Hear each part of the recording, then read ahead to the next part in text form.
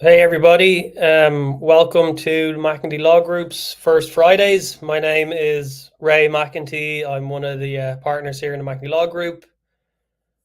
Happy Friday.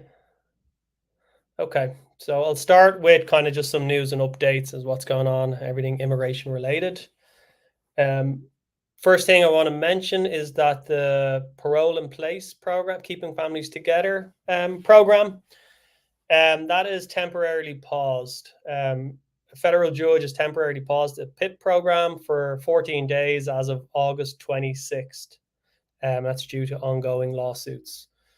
What that means essentially is that there will be no approvals issued until at least September 10th, when that pause is scheduled to end. USCIS is still accepting PIP applications during this time, and they're scheduling fingerprint biometrics appointments during the pause, but they will not be issuing any decisions on any cases that have been submitted. So, while there is a pause, USCIS is still accepting the applications. Some of the possible outcomes on the PIP program is, the PIP program may resume after that 14-day pause. As of from September 10th, it may resume. The pause may be extended further past that 14-day period, or the program could be stopped.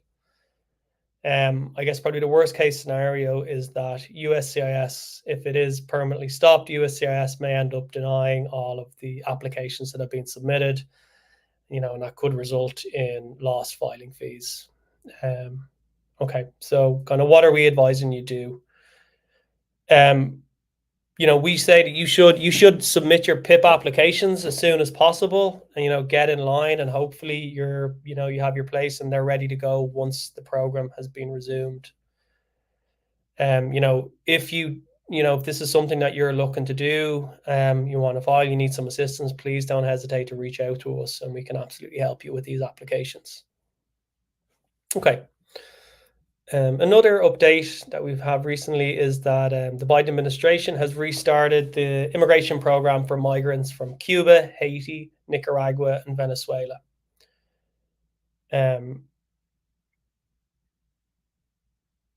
This program had previously been paused due to concerns over fraud by financial sponsors.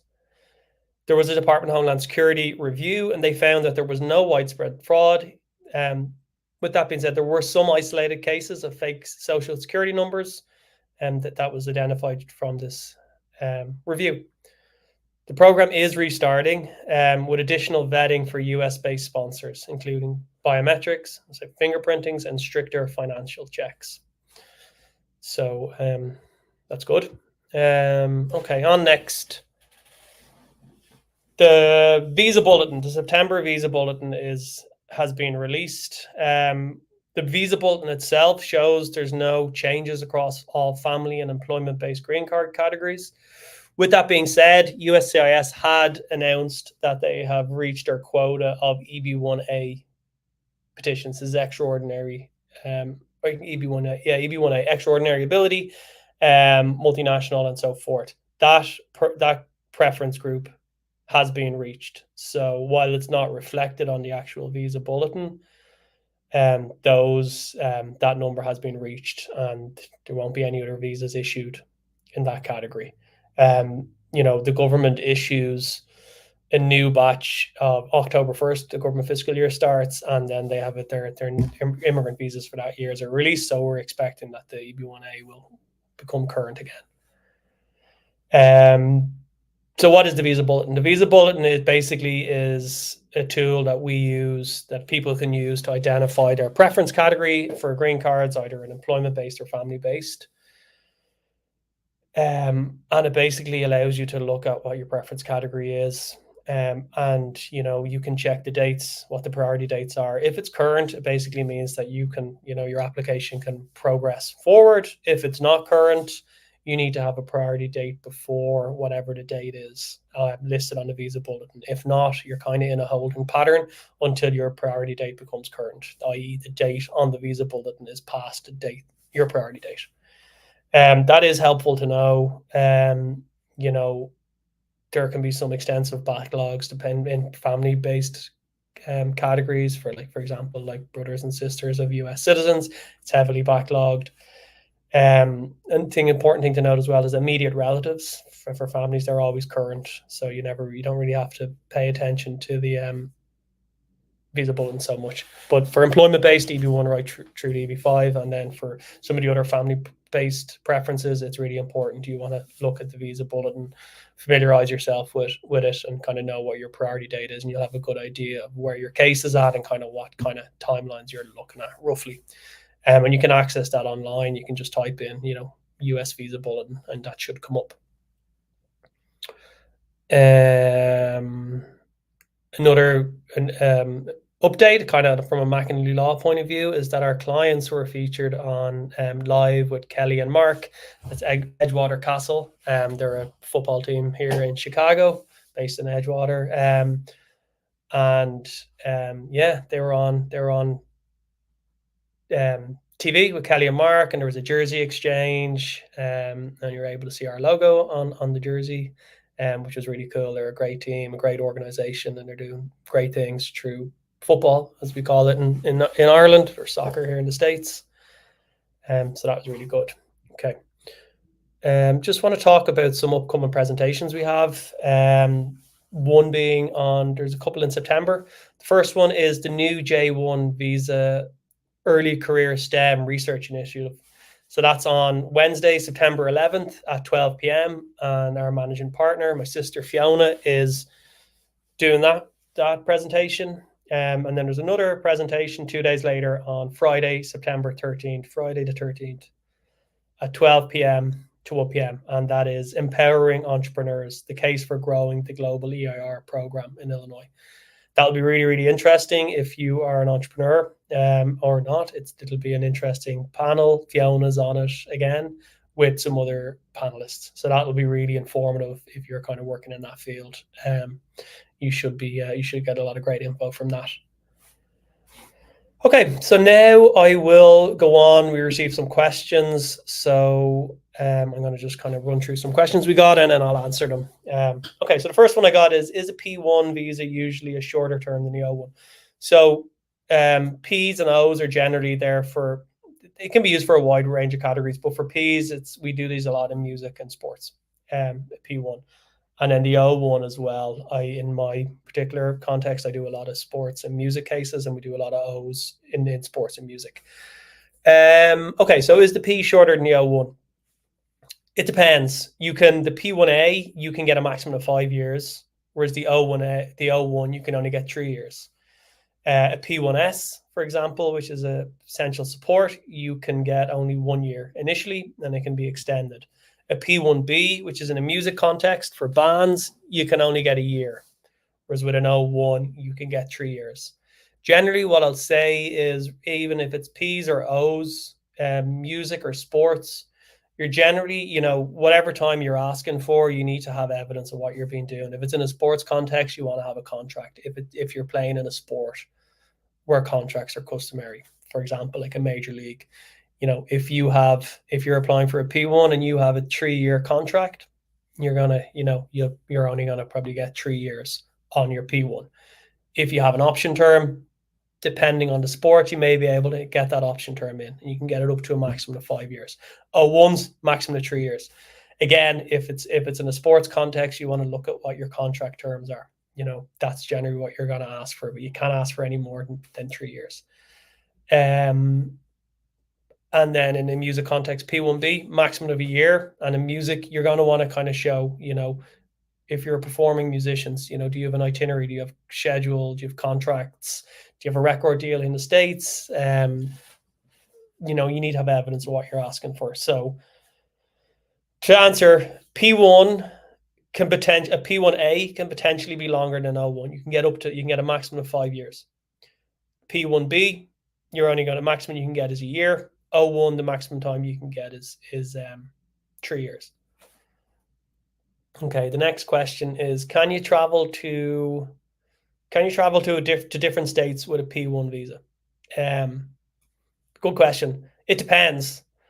If you want to just travel and go on vacation on your P1, Yeah, you can. If you're, playing in a team that, you're playing teams from different states, that's fine as well.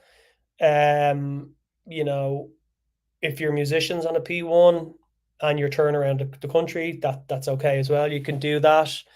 You just want to kind of be mindful of your petition that was filed. So you want to make sure that everything you're doing is compatible with your petition that was filed and approved on your behalf.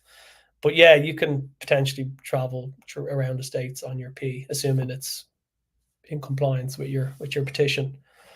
Okay, next question I got is my brother petitioned for me, and I got the approval letter in 2021. Now it's in the NVC. How much longer will it take? So that is, I'm assuming it's family preference 4, which is brothers and sisters of adult U.S. citizens. That's one of those family preferences that has substantial backlogs on the visa bulletin. So it's like you're looking at priority dates of 2007, 2008. So if your case is approved in 2021, and it's now with the NVC, I'm assuming your priority date it may be current and it's gone on to the NVC.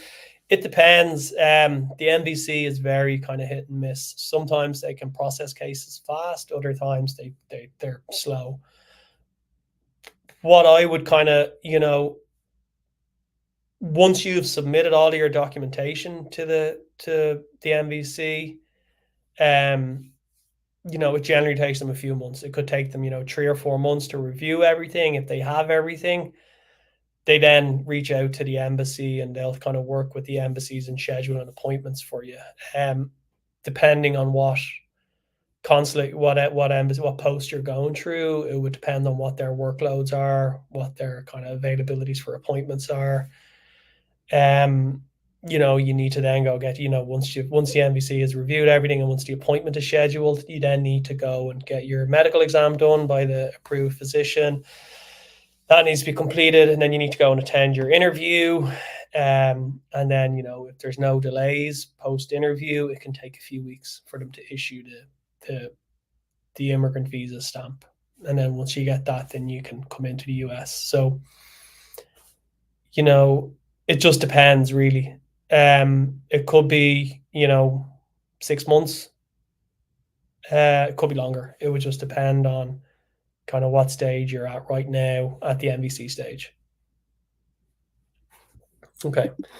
Another question I got is, can you apply for citizenship if your passport is expired? Can you naturalize if your passport expires? Good question. You can apply to naturalize if your passport is expired, if your foreign passport is expired. USCIS will want some sort of valid identification documents if you're applying, so that if it's your green card or like a state ID, you should be okay applying for citizenship. What I will note is that, like, although it's not a requirement, it's always, good to have a valid passport. It's, a lot of the times people just don't look at it that often, and it's a lot of times people just don't realize their passports expire, but it's good practice to always have a valid passport. It's your travel document. If you need to leave the US, you need to have a valid passport. You need a valid passport to leave and come back. And if you're a green card holder and you want to leave the US, you should have a valid green card as well. So it's just good practice to make sure your passport is valid. Don't wait to a week before your holiday to check your passport, because a lot of the times people ring us and they're in a panic because they have a holiday booked and they went to check their passport and they realize that their passport's expired or their kid's passport's expired, and it can be very stressful trying to get an emergency appointment to get your passport. So best practice is, make sure your passport is valid. Okay. Next question we got is there a way I can pay extra to USCIS to have my case processed faster? I can't wait that long. Yeah, that's a good question. It depends, really. There is many petitions allow for expedited processing. So a lot of the non-immigrant short-term visa options allow for expedited processing, and then some of the employment-based immigrant petitions you can expedite. The I-140 part of them, so the petition part. Family-based, you can't premium process a family immigrant petition. You also can't expedite I-485s, I don't believe. There is also, depending on when you're at, you can request expedited interviews through the consulates. They're discretionary. They can approve them or they can, deny them. It's up to them, really. It'll depend on their workload. In music and a sports context, they generally tend to get approved. Also, if you have an immigrant petition and it's been held up at the MVC, you can get some congressional assistance to help speed the process up. Again, that's discretionary. It can help, it cannot. You can try get an expedited appointment. And then also there's grounds where you can request an expedited appointment. So like humanitarian reasons, an urgent family, medical reasons, stuff like that. The USCIS has on its website a list of criteria that, if you fall within that criteria, you can request an expedited appointment. And that is, you don't need to actually pay the premium processing for that. Again, it can be, you just want to review the website on that to see. But yes, essentially there is, for many types of cases, you can expedite, whether it's, if you fall within the expedite criteria, you can request a free expediting of your case, or, depending on what case it is, you can just pay premium processing. It's expensive though, depending on what it is. It can be nearly as much as $3,000, depending. It can be a little bit cheaper depending on some of the categories, and that can give you like a 15 business day or 30 up to, they've kind of changed it slightly. It used to always be 15 calendar days, but it's now 15 business days, or it could be 30 business days, depending on what specific petition you're trying to get expedited. So yeah, there is a way to expedite most cases, and then, as I said, some you're just not able to expedite, unfortunately. Okay, I think that's kind of everything. That should kind of wrap up today's First Friday. I hope people got some good information there. I hope some of the answers to the questions were helpful. And then just again, a reminder of our upcoming webinars. Wednesday, the 11th of September from noon Central with Fiona. That's the new J1 Visa Early Career STEM Research Initiative.